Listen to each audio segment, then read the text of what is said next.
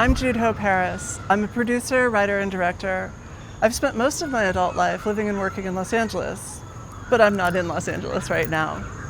I've decided to spend a little time outside of the country, laying low until it becomes more clear what the current administration has planned for trans people, our freedom, and our passports and ability to travel. These are weird times for everybody. In my community of filmmakers in Los Angeles, the world has been turned upside down by the pandemic, 2 strikes, corporate media consolidation, and now terrible fires. I don't think there's a single solution to all of these problems, but I do think that artists and storytellers have a way of bringing us together in the darkest days and helping to inspire us to see a path forward into whatever comes next. While I'm outside of the country, I wanted to have a series of conversations with the filmmakers whose work I love and who I love working with. I want to hear how they're finding inspiration, living their lives, maintaining their mental health, and doing their work in these chronically unprecedented times. The first conversation is with writer, producer, and storyteller, and dear friend of mine, Rich Monahan. This is Art, Hope, and Hollywood.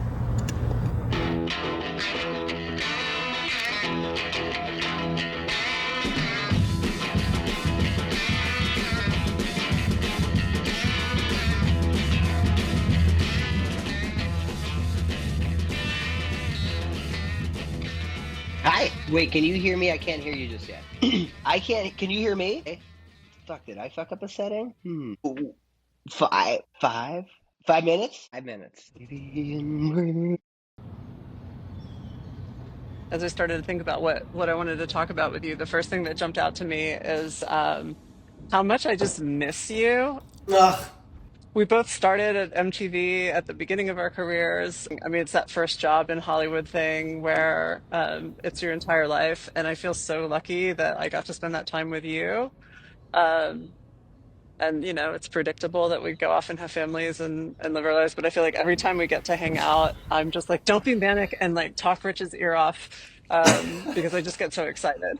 Well, first of all, you being manic and talking my ear off is all I ever want. I want to be super clear about that.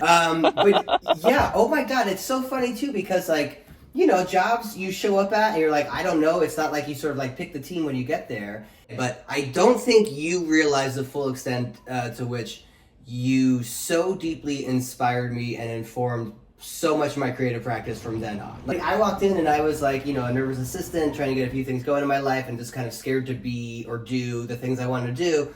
And you just sort of barge in, you're like, I know how to code, I know how to shoot, I know how to direct, I'm gonna produce this thing, I'm gonna do whatever. And just like the all-encompassing nature of not just what you could do, but just like the things you'd be like, we can accomplish that, let's go. Like it just so profoundly truly, inspiration is the word. It just so deeply inspired me.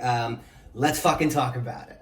At that time you were getting started, it's like I felt like you had such a strong moral compass and such a level head.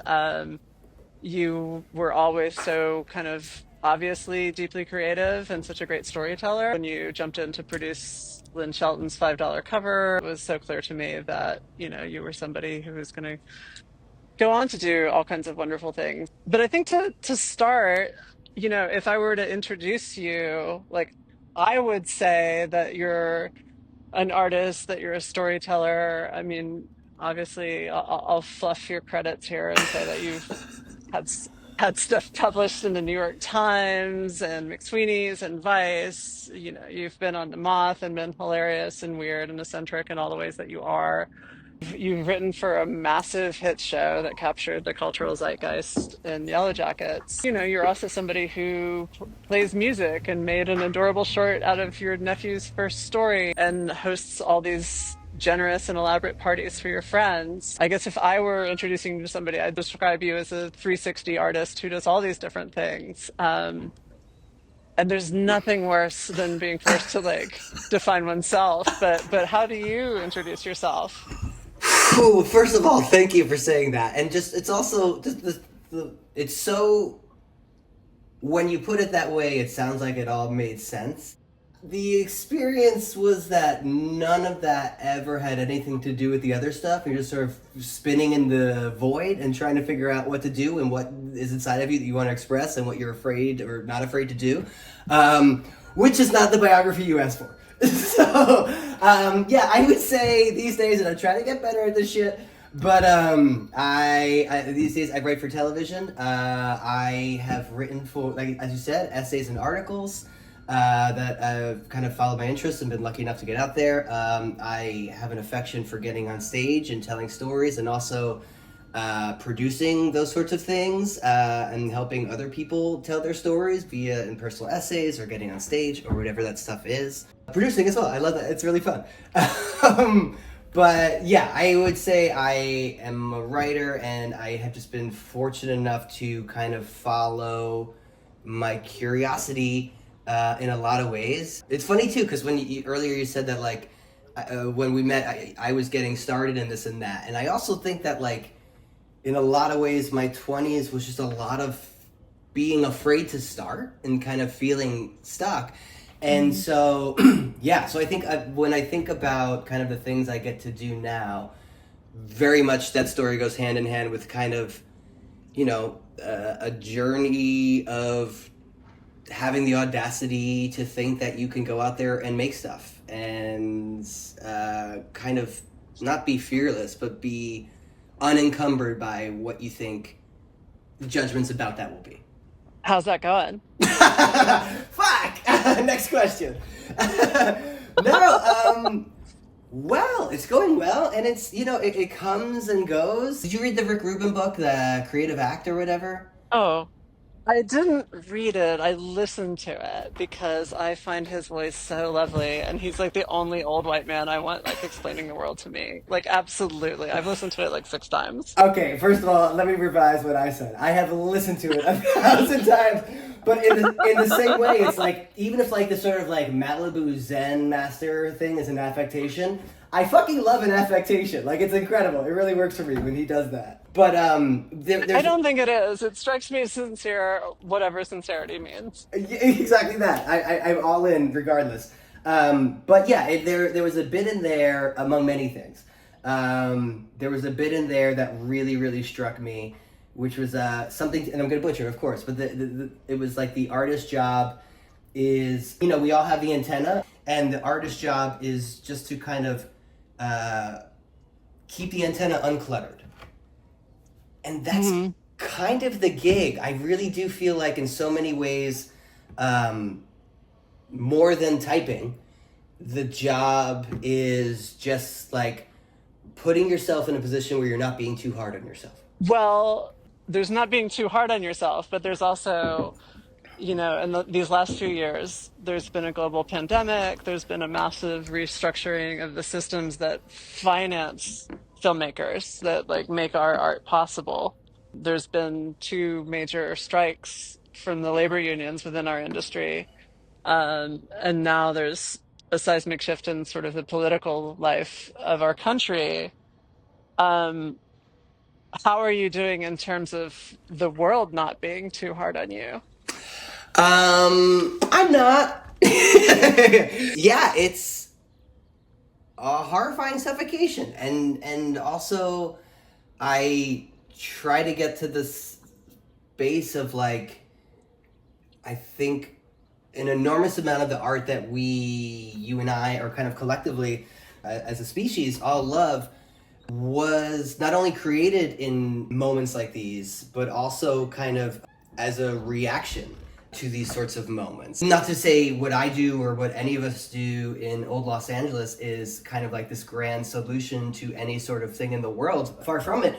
But also, there was never a moment where the species was like, everything's chill, everyone's good, and now we'll make art, you know? Like, it's kind of this thing that is because of and that is not to diminish any sort of like the intense, horrifying nature of the way things are right now. But that's why we have art, I think, is sort of this, hey, here's, even just on a personal level, aren't we writing songs or telling stories about ourselves because of these horrible experiences that we've had, that we're not even just going to sort of like sublimate for ourselves through creating art, but also it's kind of the nature of why we share stories and share these things, because then other people touch that and they're like, oh, holy shit, that's, I just got my heart broken for the first time.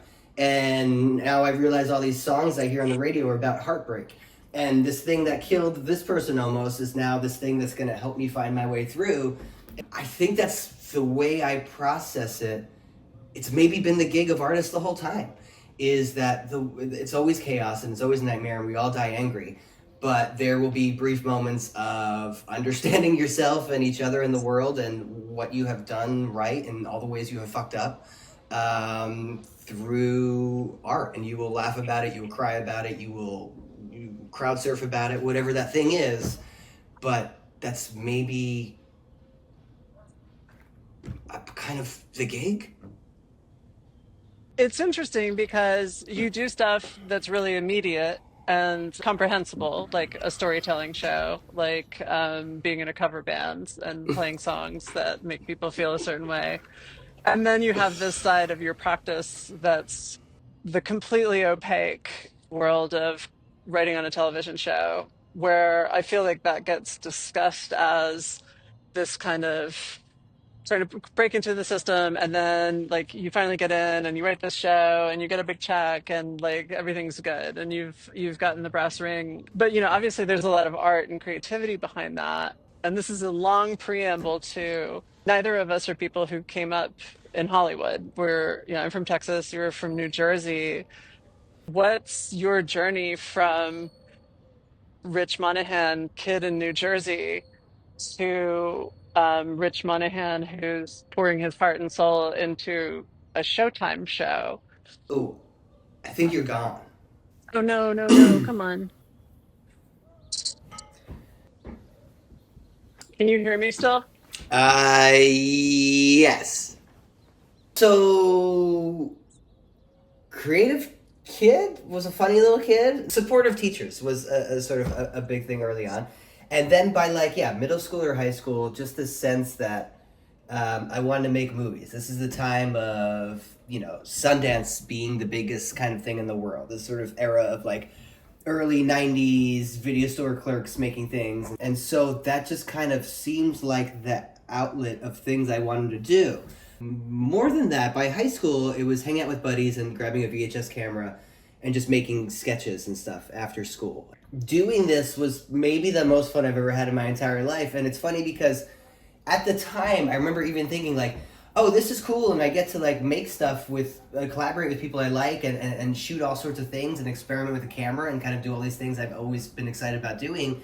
But like from here, I'll go make serious stuff. Like I will go to college and make dramatic things and important things and this and that. And I would say the whole arc of the rest of my creative life would be trying to get back to that feeling. I really just feel like when you're young and just don't know any better, just running around and doing the thing, it's kind of the greatest expression of getting to do art without any sort of self-consciousness, and just having fun and just following good ideas and enjoying the people you're doing it with. So it's kind of been my true north ever since, in a way I didn't really fully understand for a long time. But yeah, so basically ran around with the camera and made stuff with friends. Had the time of my life in high school. We turned into like a little public access show. From there, that public access show was seen by a person who ran an improv troupe for folks in New Jersey that like, would get a bunch of high school and college kids, like, 100 kids a night on Fridays and Saturdays would come see this thing.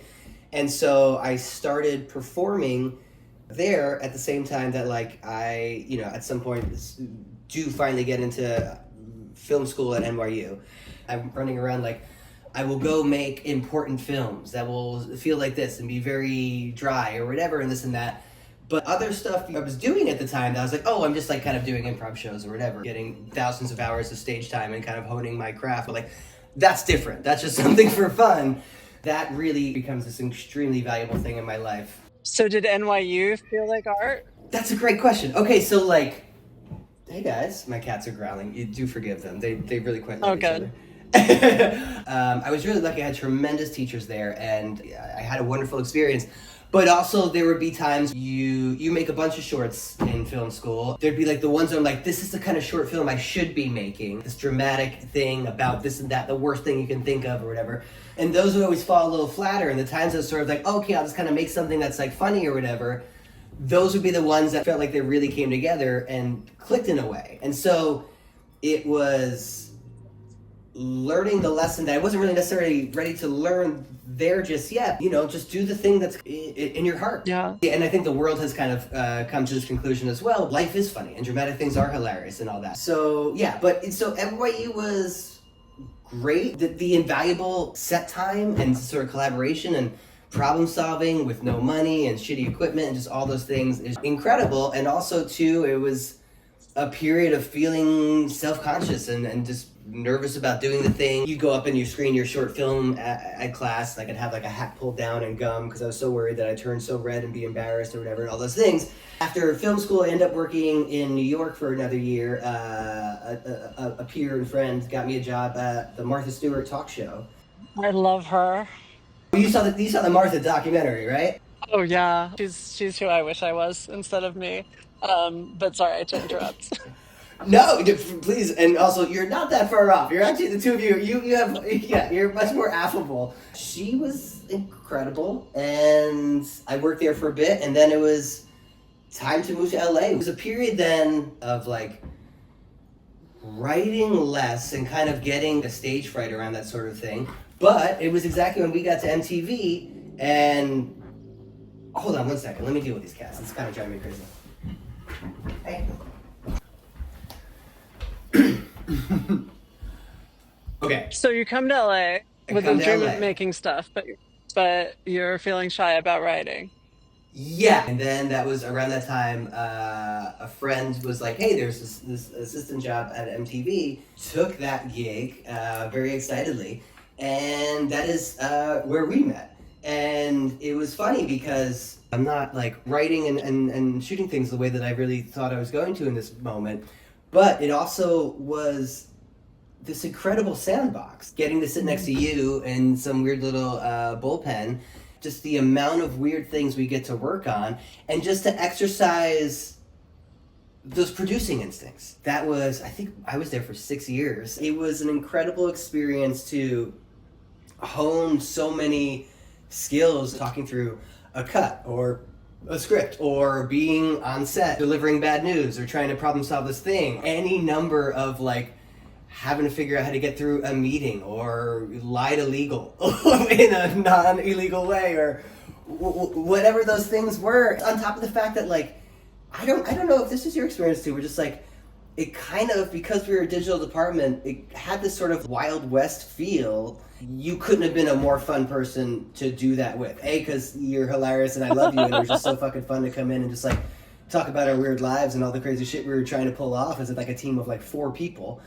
But also the expanse of things we got to kind of try and make and kind of chase down was so silly and strange and weird. So it was kind of this extension of like making tighter budget strange things, but also in the context of like this other huge corporation. That was invaluable. How do you feel about that period of your life? I think for me in undergrad, I was like, if I'm not Harmony Korine by this date in my life, I'm a failure.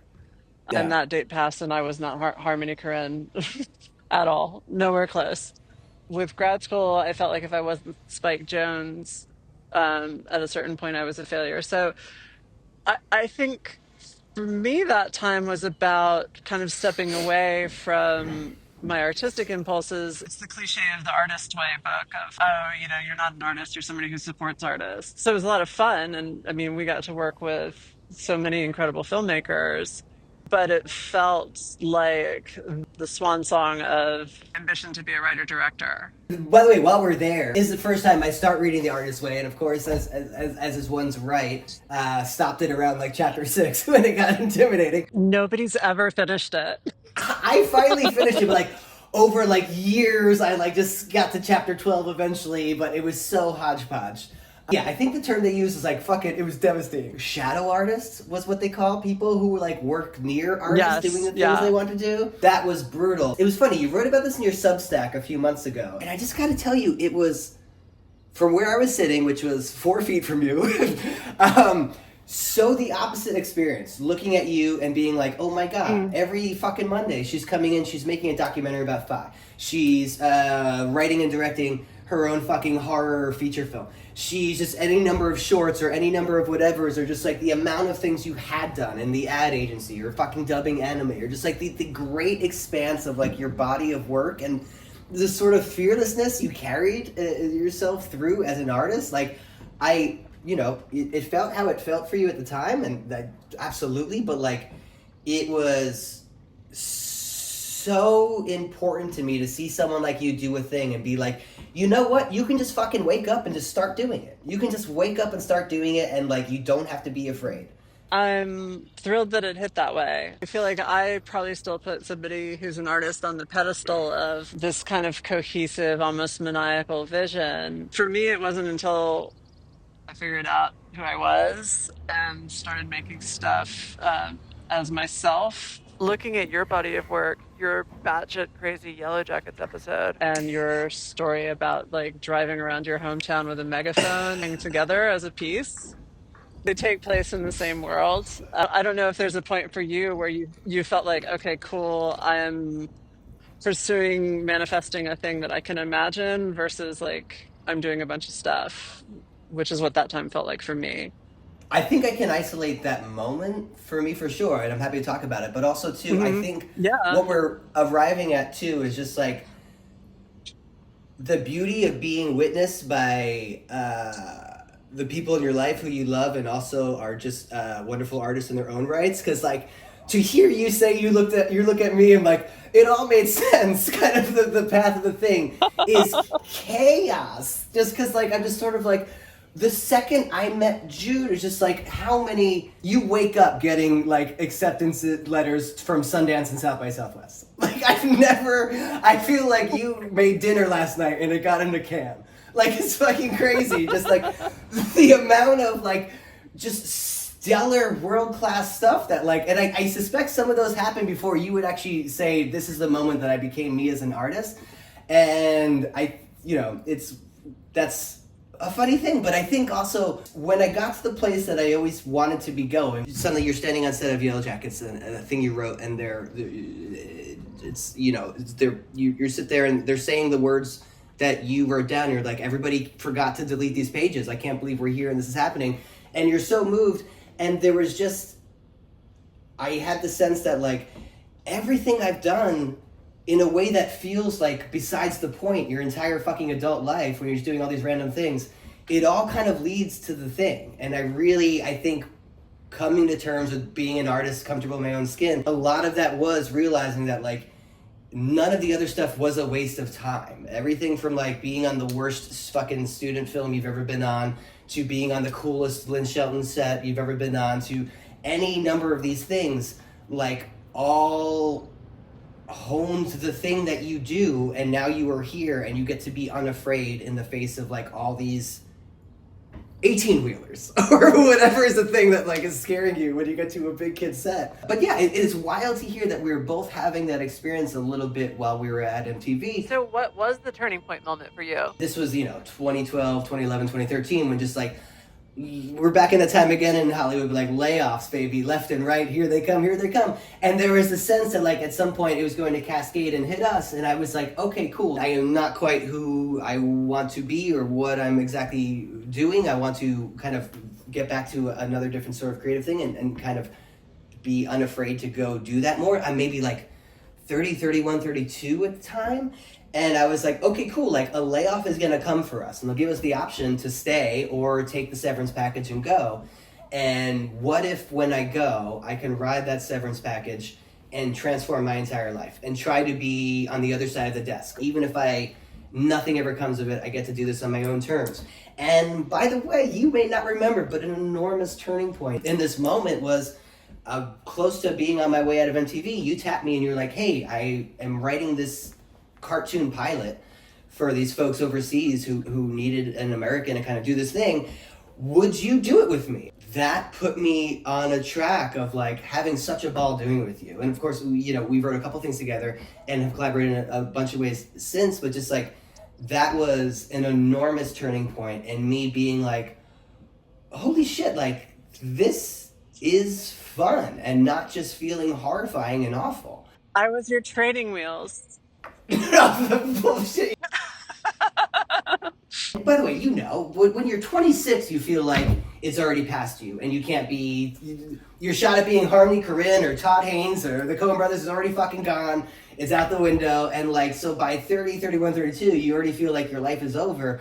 But that was the moment that I got to kind of reset and be like, okay, cool, I'm going to live off a severance package. I'm going to start getting random ass temp jobs. Anything I can do to string together paychecks while I find the audacity to like pitch articles and essays and start getting a little bit published here and there, to get back on stage, to just keep like writing scripts and stuff like that. So it was that period that was really, really kind of the turning point for me. And then another bunch of years of like co-writing with you, co-writing with another writing partner. And then like there's a moment come like, right before the pandemic where I'm suddenly in a position where I'm like, okay, I'm going to be doing it on my own now. And No. that was the biggest, hardest, scariest part. But like, I think that was really when I had to realign my sense of what art is and my right to be able to be somebody to make it. Because I think collaboration, hands down, is my favorite thing in the world. Being in a band, being on a set with people, being in a room, just kind of you and I bouncing things back and forth. Those are all my favorite parts, hands down. And I also think too, a lot of the time I was, writing specifically fiction, like non-fiction was easy for me to write solo, but when you had to like make stories up, it was always so scary, and it was always so much easier to do it with another person because you get over the part that like I don't have the right to do this. Other people know how to write stories and I don't. The stories and bits and jokes and scripts are things that happen in the space in between you and the other person. So getting to a point where I was like, okay, I have to do this alone now, and that's so intimidating, and that was when for me it became much more of a spiritual practice, to be totally honest. And like, coming up again as a teenager in the 90s, you have this layer of cynicism that protected you from everything, and like you have to battle through all of these parts that are like, you sound so fucking stupid for saying that. Every kid you grew up with will make fun of you right now, and just, oh my god, and it's like letting go of that thing and realizing the thing I do with other people is now a thing I have to do with the universe. And getting right with that was the thing that kind of changed everything. So yeah, that was an enormous process, and also it is the thing that when I could do that and just kind of love the thing I was doing, as opposed to being like, this next one's got to get me something, this next one's got to hit in a way, or this next one's got to do this or that, or whatever that thing was. Once I could kind of just like pull a thing out of me and just actually love it and love doing it and all that, that's when I think everything really changed for me. That's when, I would have things that like open new doors, and of course, and then there's just the luck of the thing. Opportunities can come to you and all that, but like it really was so deeply getting right with thinking it was okay for me to be an artist was absolutely the thing that kind of so profoundly changed my game. Tell me, how was your experience from there? My feeling that I could claim being an artist started with making my short film Funny Face, Mm. because that was the first time I'd been vulnerable in a way that felt like authorship. It was the first time that I made a work that I felt was reflective of like actual me versus posturing or being reflective of my taste. Wow. And I have great taste. I mean, I've bet on so many wonderful filmmakers and so many first films that have done great things just because I've got good taste in other people. That plus obviously everything that's happening in American culture as it pertains to trans people is awful and oppressive and frightening. I've had a very privileged transition. I've been able to go from being a straight white man to being a well-employed white trans woman. I've been privileged enough to make a choice to like leave the country, because I think the winds are blowing in really scary directions.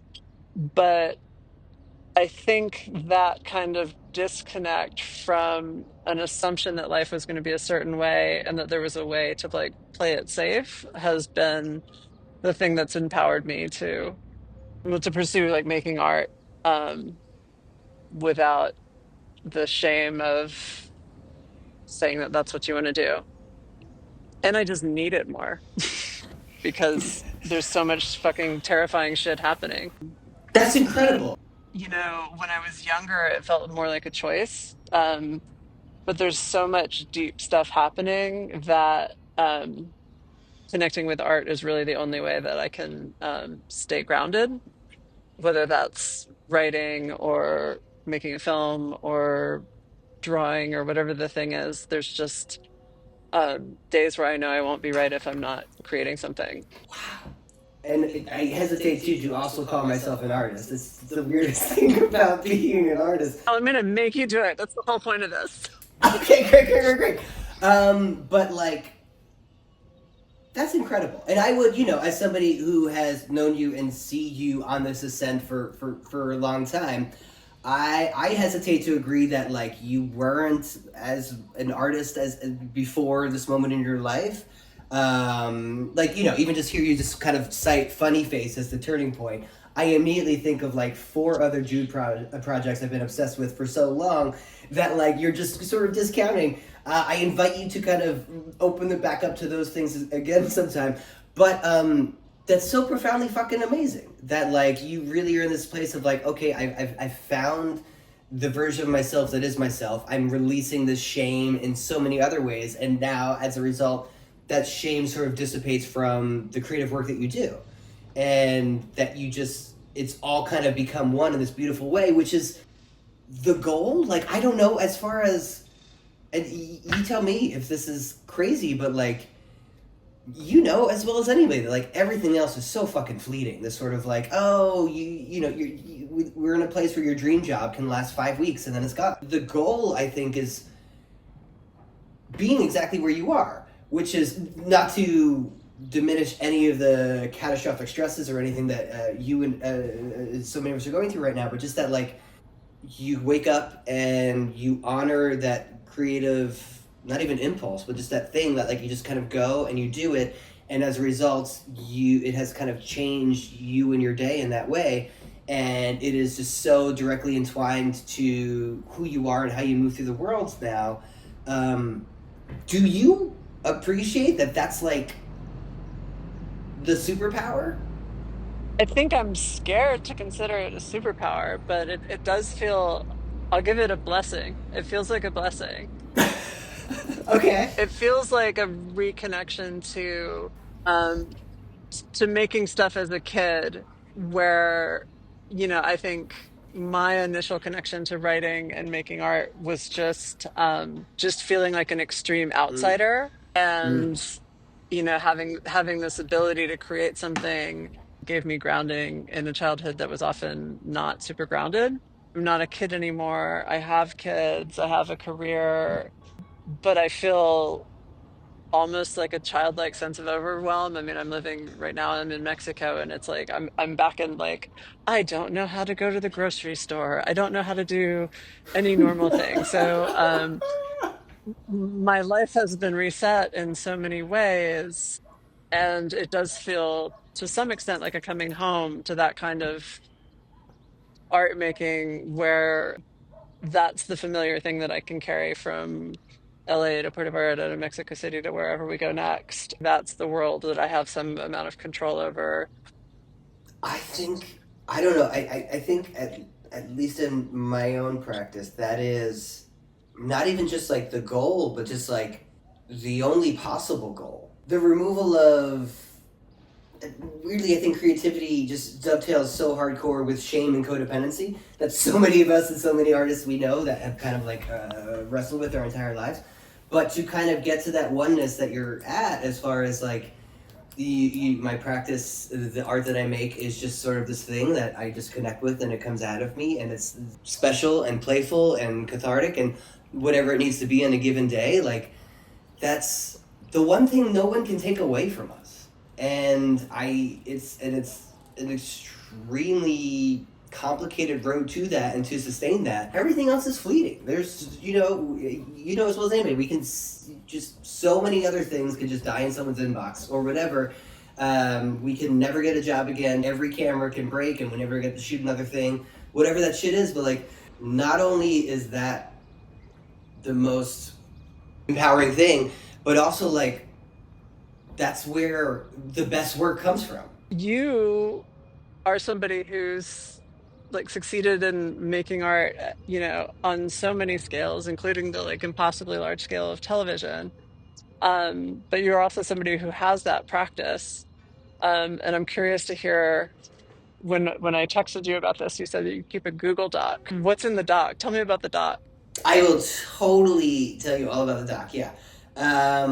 Let me start here. I feel similar to you in that, like, I think I have been fortunate enough to do the best work of my life in recent years, and I think that is a direct byproduct of getting to this place that we're talking about, of like, where you're comfortable doing the thing, and you're doing the thing, and you're just moving ahead, and you're going for it. And I'm somebody that, after I make something or I write something or just get something across the finish line, and you feel like it was going to kill you, if I'm on a deadline for 2 weeks, it is 12 days of being like, who the fuck am I, and what is this, and what's a thing, and what's a sentence, and all that. And then like 2 days of like doing the thing, and then like you're like, oh my god, I did it, it happened. And then next time you have another project to do, you feel like you're starting over from zero again. Was often the experience I was finding I was having. So what I ended up doing was creating a bunch of little rituals that, like, I'm looking around my desk, and I can there's so many artifacts that we could talk about as far as like how I get myself together and do the thing. But literally, I have a Google Doc, and it's quite literally an in case of emergency. It's sort of like, there's a little preamble at the beginning that's like, hey, you always feel like you're starting from zero at these things, so here's just a gentle list of best practices, and just a reminder that, like, you feel like this every time you're at the bottom of the mountain. It's always a sensation, and just accept the fact that you're not right, and you're not wrong for this line of work or planet or whatever. And it's just quite literally just like, this itself, this moment is part of the process. So I have a Google document that's several pages long, because I creating a list is so much easier than going and writing a thing. Give me like the like, when you are in the valley of the shadow of death, like what are your... Great. Okay, I will say too is that when I am writing a lot in my life, or the years that feel like dry, or I was too afraid to do it, all that sort of stuff, I would devour podcasts like this or books or anything like that, trying to find the blueprint for how to kind of assemble a version of myself that can do these things that so many amazing people I look up to are doing. So I'm assuming some level of the people who are checking this out are having that experience as well. And so I just want to say too that, like, the funny thing about getting to, for decades, just being in a TV writer's room was the dream. And it still is every single day I get to do it. It's like, oh my God, this is the most amazing, fun, and coolest thing in the world. But there's also a funny thing too, is that, like, you have for so long felt so far away from the kingdom, and that the doubt you have and all that shit is just like your own dumb bullshit, and you're a fucking fraud, and you're an imposter, and all those things. And I just obsessively kind of in that boat. And it sounds like you've had experience with that too, of course. And just like, it was so illuminating getting to inside of the gate and realizing that, like, everybody has an impossible time writing. Writing is fucking hard as hell for everybody. And the folks that you're like, wait, but you're nominated for Emmys, or you've done this for 15, 20 years or whatever, like, it's an impossible task, and just sort of like a kind of doubt-ridden, strange experience for everybody that does it. And, like, part of it was just kind of reframing it and being like, this is what people feel. This is what creative people and artists and all that experience. And I think that's why their writing is good a lot of the times, because we all feel these human strange things. Like, what else would it be about if it wasn't about these sorts of things? I'm opening the doc. So first is shipping and receiving is what I call it. And so there is a heading that says shipping and receiving. There's a bunch of paragraphs under that. And what that basically means to me is that, like, chasing ideas and catching the big fish, as David Lynch puts it, feels so elusive and terrifying. And so basically what I've found is that, like, you have to get over those first few days of just being afraid that no ideas will come to you, or finishing a day and realizing you don't have shit. You didn't type a fucking word or whatever that thing is, and being comfortable with that. What I've come to realize the process is for me is that, like, just think of, like, you know, Hudsucker Proxy, like an old ass midtown skyscraper in New York, and it's like been shut down, but it's gonna come back and thrum to life. And it's like, okay, there's like a few steps before that. Somebody has to go in and sweep the floors, or repaint the thing, or turn the power back on, or, you know, hire people. And just like, there's a slow process that's happening, and then at some point, the mailroom opens its window and shipping and receiving is happening.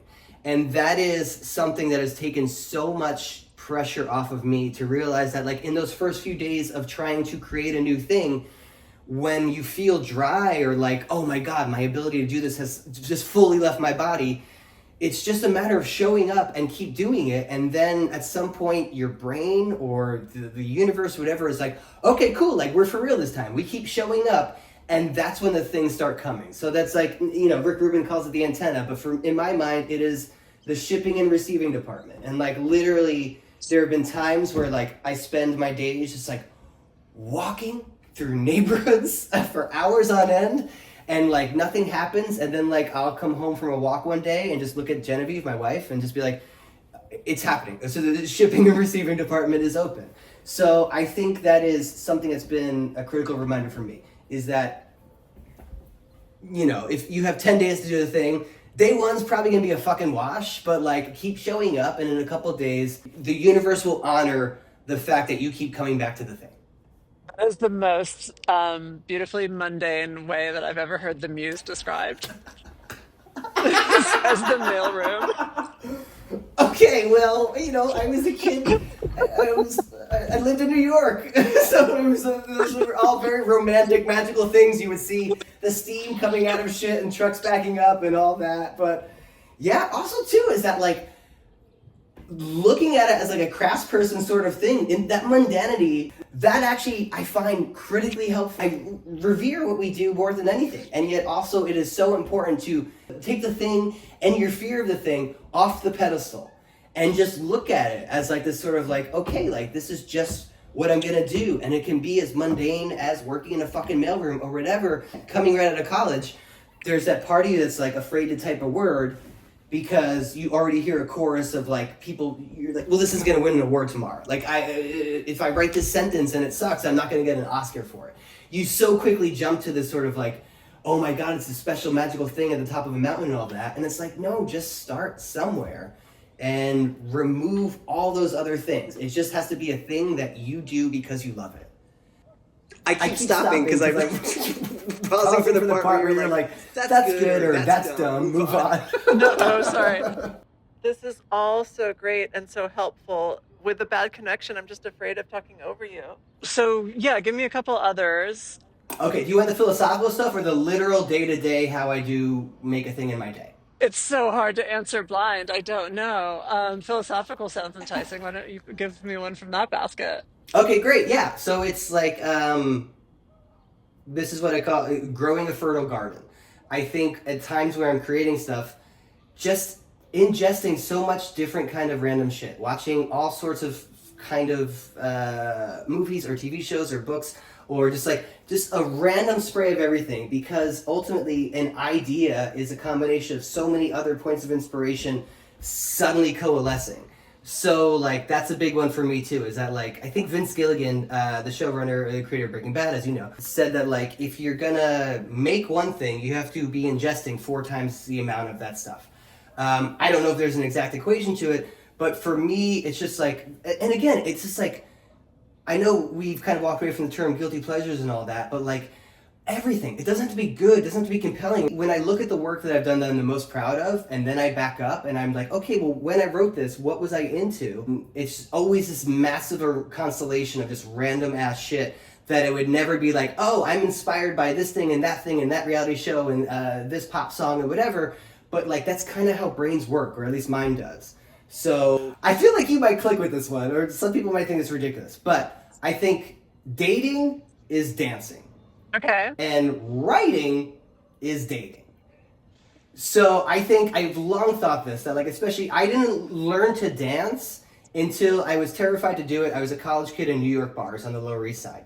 And it's literally one of the guys from Interpol is a DJ. It's 1 a.m. and people are dancing. And I'm just like terrified. And I'm like dancing from my knees and doing everything wrong and just sort of like a ridiculous thing. But I think the beautiful thing about dancing is that you don't have to be good at it. There's no good. When you are on a dance floor, if you are confident and look like you are generating your own fun, you become a magnet and you belong there. And there's nothing anybody could do to make fun of you to take that away from you. So just a profound confidence in my life came from just like letting loose and being on a dance floor. And as a result, I love dancing now. And I used to be so scared to do it in public places. When I had to, learn how to date after bombing a couple long-term monogamous relationships in my 20s, and then in my 30s trying to piece myself together and be like, how do I date and meet people and all that? I came to realize that like dating is dancing, which is like, you just have to show up and not be precious about this song or this moment or whatever, and just be somebody, just be confident and comfortable in your own skin and look like, again, just be someone who gives the sense of like you are making your own fun, and that maybe this date is the one and maybe it's not, but you're going to leave the bar and that person's going to be like, wow, that person's going to be fine with or without me. And so that really helped me crack a comfort level of dating and kind of having that experience.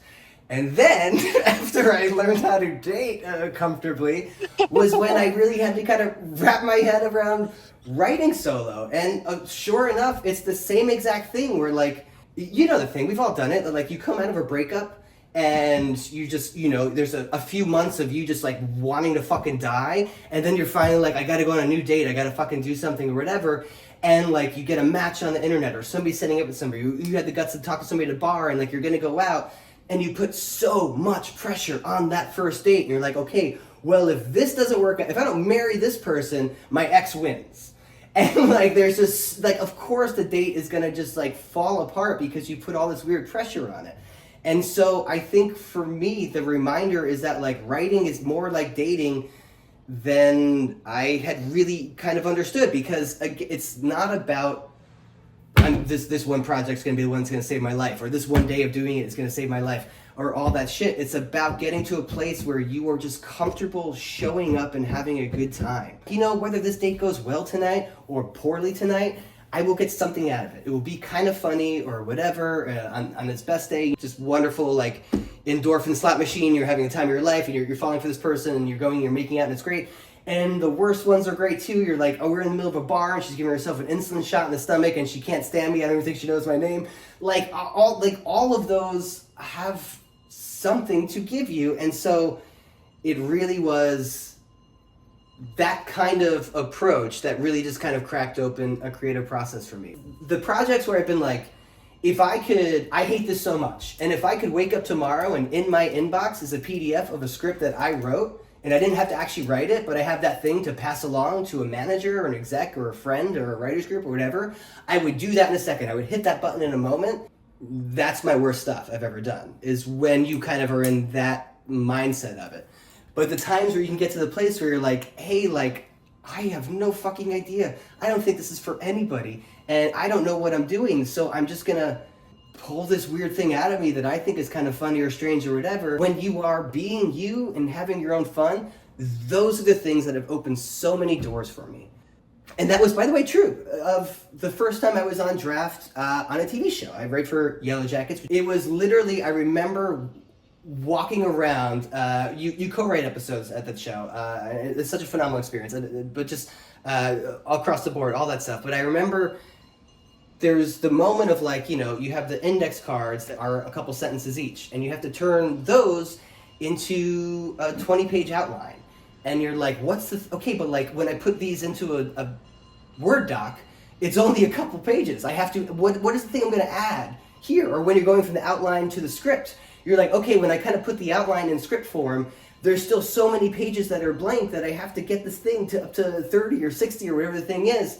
And just being so terrified. I remember walking around the world being like, what is the other stuff? What am I putting in the blank spots? Like, what would this colleague do? What would that colleague do? Like, you're just so trying to figure out other people's answers to the thing you should be doing. And I remember at some point just like walking around terrified, getting nothing done, and then calling my co-writer and just getting on the phone with her and being like, hey, so the part that isn't already the thing, like, is that where I put me? And she was like, yeah, let her rip. You just have to show up and be yourself and pour your fucking guts into the thing, and that makes all the difference in the world. So yeah, dating is dancing, and writing is dating. That is amazing wisdom, and thank you. And I am so sorry. I have 1% battery on my phone. I'm running downstairs to get on the laptop. Hi. Hi. I'm not on the roof anymore. But now we have a little bit more time for more of your list. I guess my fantasy would have been just to like have 3 hours of you reading your entire list. Especially whatever part you're like, I don't want to read that part out loud to other people is the part I'm most curious about. 100%. No, I think, yeah, I definitely skip those parts. You're probably quite good with deadlines, right? Like, if you have 10 days to do something, are you working on it for 10 days, or are you back loading that thing in the last couple days? I'm so grateful to you for sharing all the things that you're sharing, but I don't relate at all. Wow, I knew it!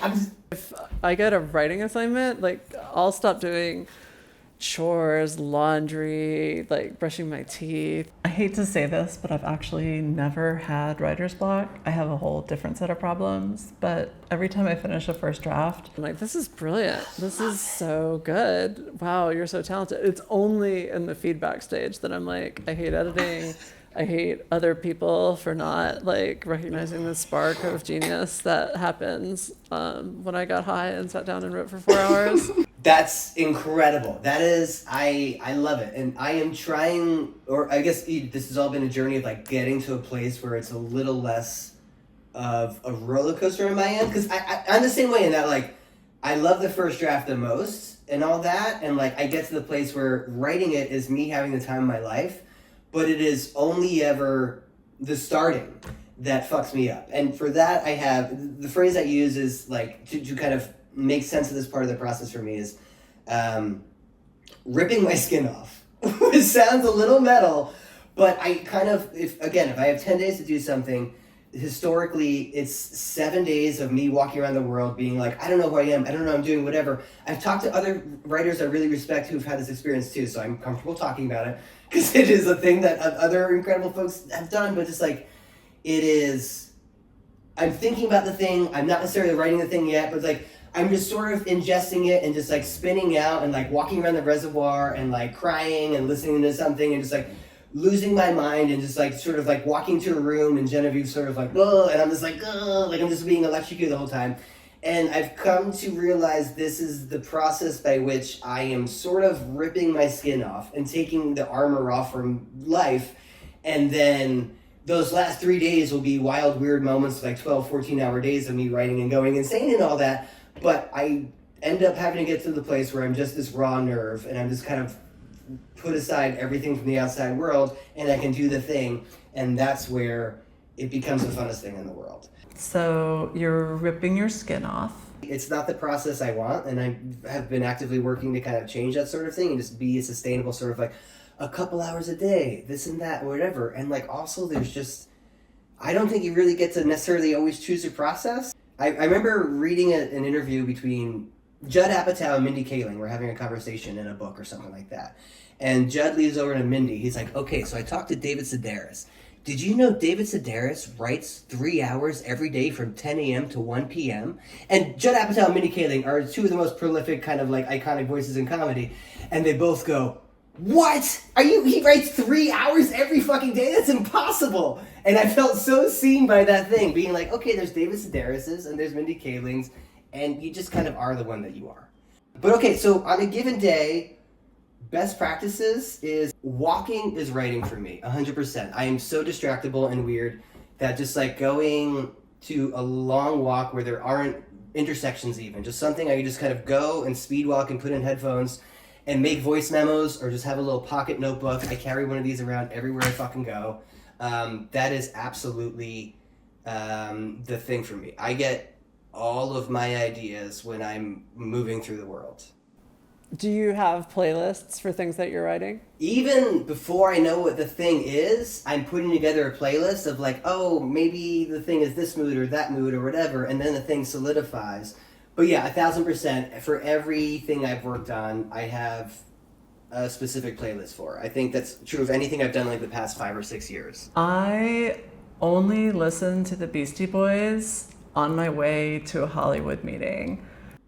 Tell me everything about that. Like if I have to go be charming somewhere, I put on Apple Beastie Boys Essentials, and I'm like, just something about the, and obviously this is like such a big part of the hip hop genre, but I think it's just that I discovered them as an adolescent, and something about just like listening to three guys talk about how great they are.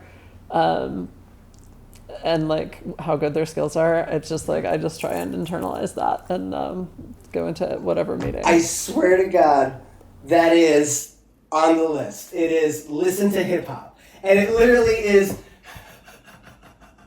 It's two things. One is just like the ADHD of my brain, just having so many words fire at me. When I'm writing is when I listen to the most hip hop. Because like it's just a thing and it's coming, but it's literally that. It's the MC bravado of anyone on this planet talking about how good they are at a thing. I just so need that so desperately. Oh my God, that makes so much sense to me. Okay, so you're not someone who can just sit down and write for 3 hours every day. What is your process? Okay, so the big one for me is another one on the list. Avoid podium time. And podium time for me is, as a weird, ridiculous, resentful, codependent person, I feel like all of us have a single hose inside of us when we wake up. That's like, for lack of a better term, imagination. And if I don't carefully kind of direct it to the correct place, it'll plug into ruminating on any old dumb shit, a fight from 7th grade, a thing my mom said, or whatever the fuck sort of thing. And like, I will just lose myself in that sort of thing. So I call that podium time, because in my brain, it is me sitting at a press conference describing to a room full of journalists, like, here's why I was right, here's why Greg was wrong, fuck Greg, Team Rich. Like, that sort of thing. So a given day for me starts with, I have to be away from my phone if I'm getting anything done. I have to put it on Do Not Disturb. I have to the outside world cannot, I'm too susceptible to it. So I have to get it far away from me. Yeah, you're bad at texting. I know, and like I feel terrible about it, and I hate it, but also like it's also the only way I can be. It's so weird, and I used to, you know me, I used to love emailing and sending long fucking emails and just that sort of stuff, and just like I'm in a place where I'm like I wish I could do both, but I can't. So I have to kind of be far away from one of those things. Starting quickly, writing sooner than later. Before the day psychs you out. And I have index cards as far as like how to kind of power myself in my day, both kind of motivationally and practically. And like two I always have on my desk. One is this incredible Mel Robbins technique for procrastination. And one is, the book The Tools? No, I don't know The Tools. Okay, you're gonna love The Tools. It's a self-help book that's like by therapists that were like, I was a therapist and I realized that like we don't give out hardcore, actionable exercises. We just do a lot of listening. So there are specific sort of like exercises you can talk through and visualize and all that to get out of your head around certain things. And one of which was just being afraid to start something. It's called the reversal of desire. So in a literal way, anytime I'm writing, I have these two things there. And I'm just sort of like, okay, cool, I'm afraid to start. What do? I'm procrastinating. Let me do the Mel Robbins technique. I'll send you the link. And is all this stuff for when you're on deadline, or is this also for when you're trying to come up with something new? Yeah, you know what? Even just like the days where I'm between things and trying to find that new thing, I'm just so in my head and just telling myself that like, you've never had an idea in your fucking life, you dum-dum, and that sort of thing. And so that's when I'm taking long walks and carrying around notebooks and just being gentle and just planting the fertile garden and just taking myself out of the place that like within an hour you have to have the best idea for a 10-season show, and more just being like, this is the thing I keep showing up to, and then this half idea and that half idea and this shitty idea in 2 weeks will suddenly just like become a molecule. I think there was a Stephen King thing in On Writing. I'm sure you've heard that 1,000 times. But just like an idea is two ideas that kind of get fused together. And that's just so deeply my experience about that thing. I'm walking around the world catching butterflies is how I generate things. And maybe it's a bit of dialogue and a character walks into a room, a funny log line, whatever that thing is. But that is how I catch those things. And I literally have these fucking humiliating but like indispensable motivational flashcards of just like little things I've heard in the world or just whatever that get me fired up and excited to just not be in my own way. So like literally I'll flip through and be like, anything's possible. I've showed these to no one, by the way, Jude. I can't believe we're doing this right now. We have a Peloton bike, as everybody did, if you are sort of like in your 40s without kids in the pandemic. And like, doing cardio puts me in a better creative and emotional space. This one was literally, I think it was Alex, the Peloton instructor, said, don't quit before the miracle. And so like, these are 100% this sort of like, literally this live, laugh, loving kind of shit that like, just like absolutely, I had to pull out the snarky bullshit of myself from just like all the training of all, being a kid coming up in the world or whatever. And just like, be like, no, like, don't resist this stuff. Just, lean into it and just show up and do the thing. So you've got all these great systems for getting rid of the negative inner monologue. But do you need this for every kind of art that you make? Do you have to psych yourself up in this way to like play music, or? The answer is in the best, most thrilling, wonderful way. Absolutely not. Definitely, like it's just sort of. I learned guitar in 6th grade. Playing music is a thing that I never wanted to be a musician. I never wanted to be on tour. Like I get to, as you said, play in some bands and have the time of my life doing it, and I love it. But like, because my value was never tied to these things, I get to do them so freely in a way that like I think any artist, if you have the thing that you want to do and want to be known for or paid for or whatever that thing is for you, it is so important to have other practices on the side where you just get to kind of do the thing. I learned piano around the time that I was like learning how to write hour-long dramas on my own and do that thing. And it was such a critical part of that process. Like I literally, from just like stepping away from the computer and going over and just improvising a little thing and playing around and getting lost into it, to just also like just waking up in the morning or any part of the day and walking through the room and sitting down at the piano and just fucking around and knowing it's just for me or it's perfect or that stuff. And that's true of like the animated short I did with Genevieve. It's like, I think the advice I give when people ask as far as like how to kind of do this stuff is so much that is that like, just make tons of stuff, but don't even just make the stuff that you think is the stuff that's like gonna be on a direct path for you. Make anything and everything. Just like go out there and just collaborate with people, your friends, get silly or whatever and do things and like make a goofy animated short or learn an instrument or whatever. I think they're all critical parts of my practice as an artist. Getting to do that and just kind of be free and do it absolutely opens all the valves for the thing that I'm gonna do on the page. So how much of this internal pressure is really external? I mean, how much of it comes because you're working in a system with layers of approval and tons of money and dozens of collaborators? Is it really inner pressure at all? It's twofold, because on one hand, it is, as far as the stress and all that sort of stuff, I have to totally get it out and just be like, the thing I do that like, there's no other conversation to be had, I will be pulled off the fucking project if I can't do the thing that I have to do right here, which is crawl inside myself and find the thing that makes me laugh. And by laugh, I mean, you know, I don't just mean that's funny. I will laugh when it's when it feels emotionally true. I will laugh when it's a horror scene or whatever. Just like that thing that resonates. I have to put everything else aside and just have the period of my life where it's just me doing the thing for me or just being me, and then I can deal with all the other stuff later. But also too, it's like when you write for the show I work on, when I am on draft for it, I am watching the show. When my kid was 4 months old, he rewatched both seasons of Yellowjackets with me several times, and I'm like, because you're just trying to hear the thing, and it's like you're trying to hear those performers, you're trying to hear those other writers, and you're trying to figure out where in the 3-part Venn diagram you also are as well. So as far as the logistics and the machinations of the big machine and all the people that will say no or whatever, I have to just say good day and let that go. But I'm also trying to find this place where all these other kind of pieces of the collaboration are, and kind of find where I intersect with that thing. So you're letting that part in, and you're putting the other stuff away just because I can't possibly deal with that. And then when it comes time to, honestly, it's a skill I honed being on a team with you. But just like, I think, I would even say we are just like more extroverted writers than most.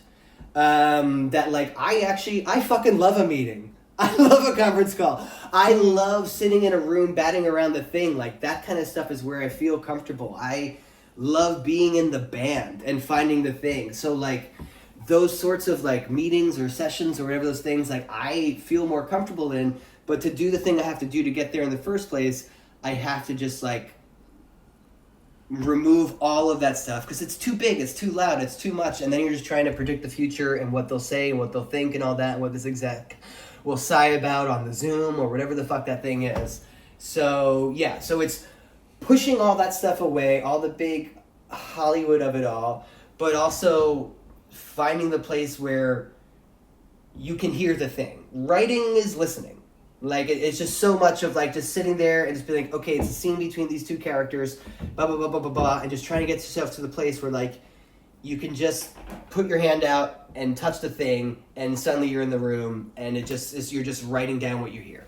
So part of my curiosity in having conversations like this one is to ask artists what we think things can look like beyond the world of shareholder-driven media company consolidation. What does it look like to rebuild in a way that puts creativity and kindness and vulnerability first?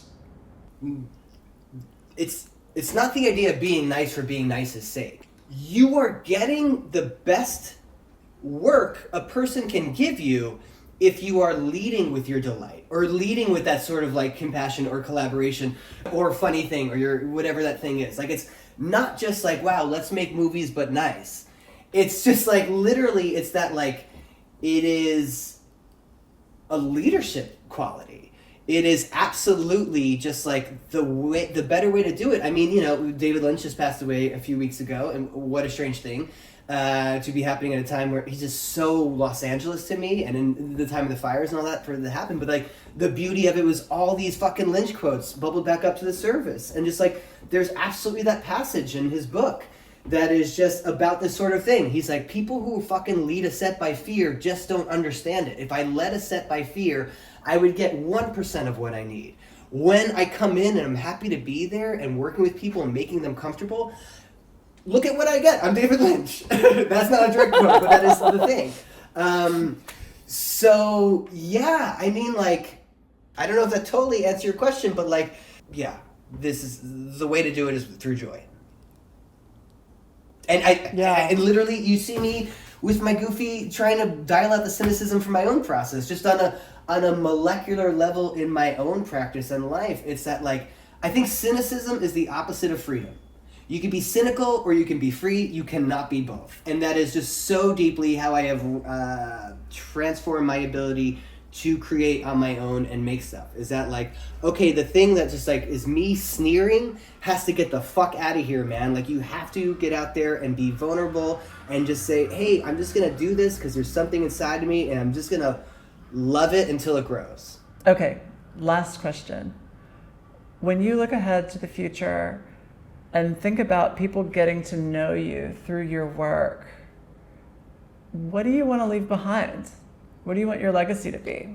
But that's a profound question. Thank you for asking me that. I think it's connection. It's the idea that in the way that in the hardest, weirdest days of my life, I read a sentence, I heard a song, I saw a scene, whatever, and it just sort of was like, that's what that felt like. Holy shit, like I have that experience and I feel so fucking lost. I don't know what depression is.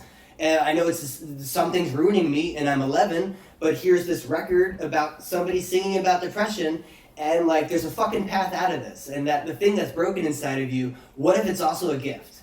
Those sorts of things. Like it's just so literally, it's just like, if I can pay back into the pot of anybody checking out a thing I've done and being like, that's what that feels like. That's it. I think you've already done that a lot. Thanks. I think, thank you. This was so much time and such a gift. I really appreciate it. The best part of my week. Thank you so much. Blink.